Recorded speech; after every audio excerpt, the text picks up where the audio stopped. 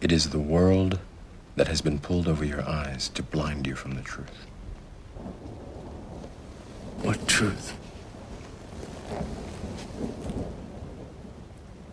That you are a slave, Neo. Like everyone else, you were born into bondage, born into a prison that you cannot smell or taste or touch.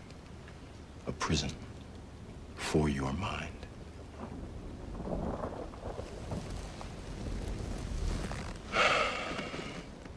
Unfortunately, no one can be told what the Matrix is. You have to see it for yourself.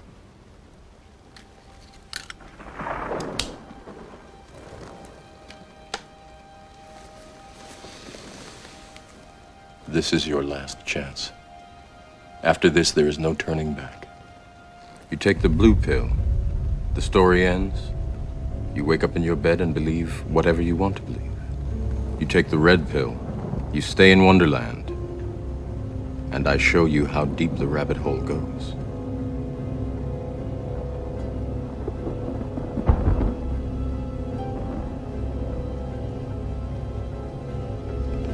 Remember, all I'm offering is the truth, nothing more.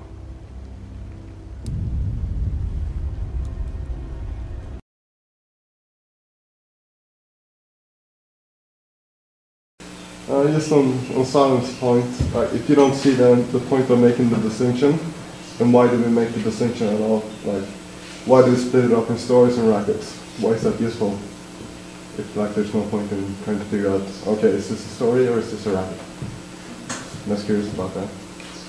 You can't have a racket without a story, but you can have a story without a racket. Like I said, a story can be positive or negative, it can be life-serving, not life-serving, and the racket, it doesn't really serve life, himself or other. A story tends to be more of like a singular event, whereas a racket is something like, it's a story that you've heard, that you told yourself so many times that it's become ingrained and a part of who you perceive yourself to be. Absolutely. Also, stories don't have to have a negative connotation. Mm-hmm. Yeah, stories can be life-serving. Absolutely. As Megan was saying, a racket is a story in itself, but it's one that is persistent. It's one that will live with you, and something that may affect many different areas of your life or something specific over a long period of time. So it's recurring. It's not just a one-off event. This planet, in terms of the human condition, our life is full of stories and it is full of rackets. And the question is, what serves us, what doesn't serve us, and how do we make that choice? A lot of times people are, getting to the space of awareness, understanding, oh, okay, I have a racket, how do I get rid of it? How do I get rid of it? How do I get rid of my racket? And we're not talking about how to get rid of your rackets, and from staff learning, possibly we've seen let it be. It's not getting rid of it, it's being aware of it, moving through it, letting it be, it is there, and then thinking about the other possibilities beyond the racket. So the three key points to think about when you think of rackets: awareness, being aware that it even exists; letting it be, not I have to change it, I can't think that way. You're thinking that way. But then outside of that are the possibilities. So what are some other ways to do something when you realize you do have a racket?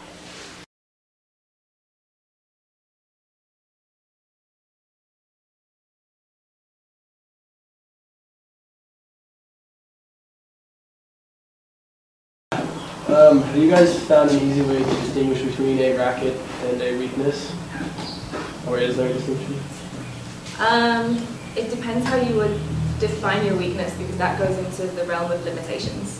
The last session that we were talking about. So what is the limit that you set for yourself, and where does the weakness lie within that? Is that something that you're defining as a weakness yourself, or something that is an actual limitation? If that makes sense. But thinking about that, the difference lies in the limitations that it places on you. So if you have a recognition that you're not very good at detail-oriented tasks, and then the complaint that comes with that is, whenever I have to do a detail-oriented task, then I get flustered, upset, and it's just, it ruins my whole experience. So I limit myself to doing broad tasks that are undetailed, or I push them off on other people, and so it's limiting me in such a way that it changes my life because of in that as a story. So that that limitation that I placed on myself by that being the story, and then having a complaint about it, that's when it starts to get into this realm of negativity. And so if you have something that you recognize about yourself, and it's something that you know that you struggle with, but you're comfortable with the degree of challenge you're placing on that, and you'll accept certain challenges for that, and you're happy with them, and you're secure about it, then I would say then you're getting into a realm of accepting a healthy weakness. Yeah, I mean, you're always making a choice within these as to whether they're serving to you or not. Stories and rackets will always exist. It's whether or not it's something that you want to continue being there, whether it's serving you in a positive way. So look for a racket in your examples today that is something that is not serving you, that you would like to delve into a little bit and try and break up and turn into something more positive.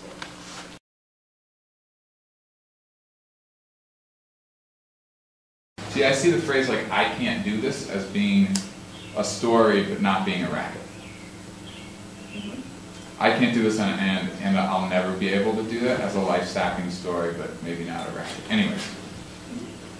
Yeah, I mean, it depends on whether you're saying, I can't do it with relation to the now, or I can't do this as in like, I'm never going to be able to do this, like I've never done it before, and I'm not going to try. It depends on the intention behind it.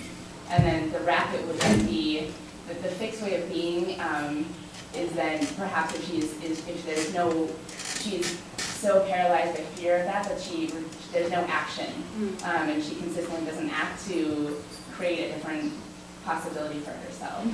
And the complaint would be, I'm living in constant fear because I feel like I will never be successful.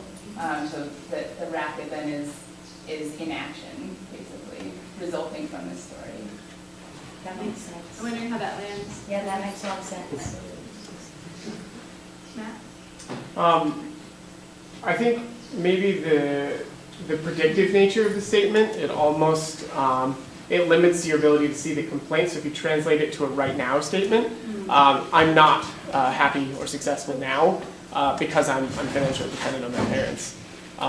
And so in there, like beneath that, there's a need for independence, to define yourself by that and to be financially successful, and to be independent in that way. And so because you're not, it creates like this fixed way of being, which is to be unhappy and to feel unsuccessful. Stuck. Yeah, to be stuck. And so that's what I am right now. And so if you have the statement and you translate it to a right now, this is where I am at this very moment, and it's because of this, then you found what that core idea is below the racket.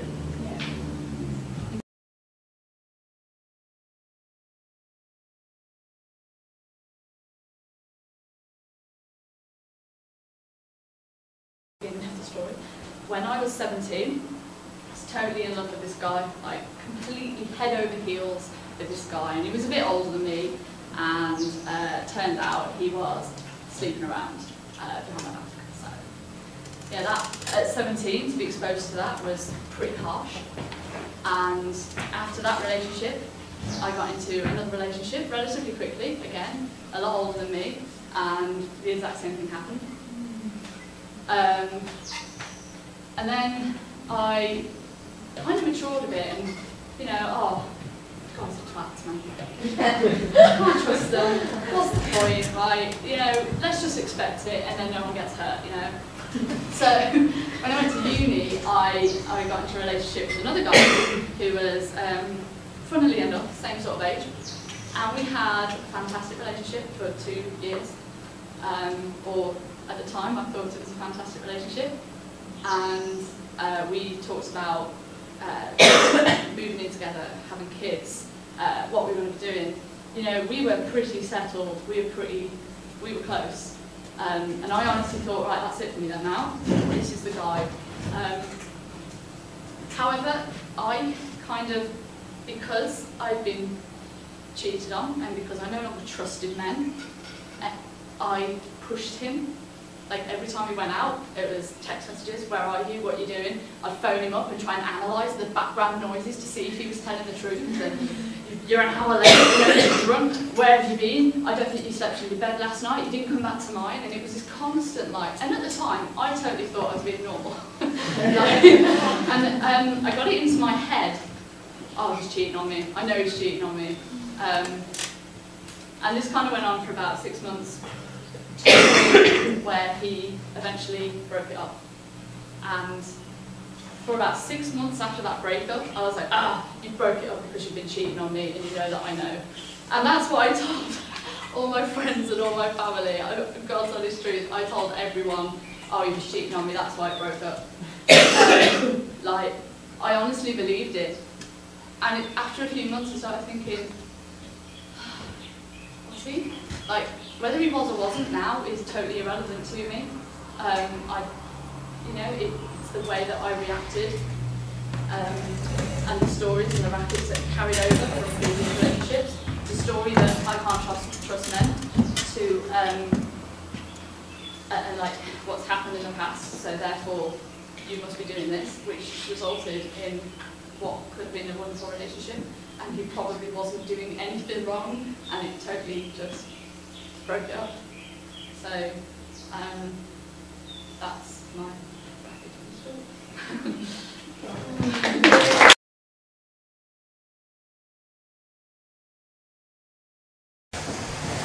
Hey Ronnie, it's great to see you. Hey, So Jim! Did you make time for this meal? Yeah, hey, you know, it's Mecca, it's one of my favorite places to go. Here we are. All right. Some water? Absolutely.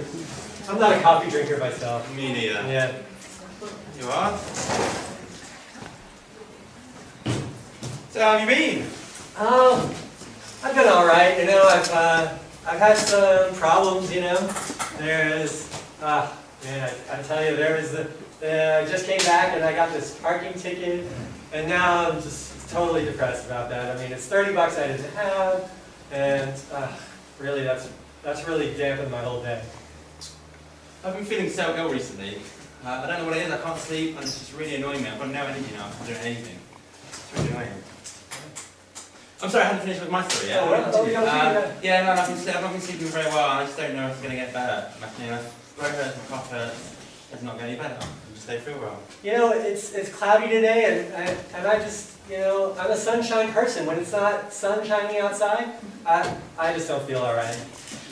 And my employer is an absolute ass. He's making me do so much work. I think everyone feels that way as well. You know, I heard he's a real asshole. And there's no time to do anything I want to do. I really like playing the guitar and having time on my own. There's just no time for that though, and I'm so frustrated. You know, it's... And this person who I know is being an ass to me as well. They're not very nice to me. I don't know what's happened. They're not calling me when I ask them to call me. They're not listening. Oh, that's horrible. And you know, not only has it been cloudy, it's been hot. And you know, and I didn't bring the right shoes, and I had to wear, you know, these other shoes, and they weren't as comfortable, and that really put a damper on my day as well. So, I mean, the weather has just been absolutely lousy. This parking ticket, and you know, Randy, jeez. I'll tell you what, was that one of my problems? I'll give you one of my problems. Charles, I'll take another one. Yeah, can I have another one? Have another one. That's one of my problems as well. So, let's see, what? Oh man, there's so many problems. Which one can I share with you?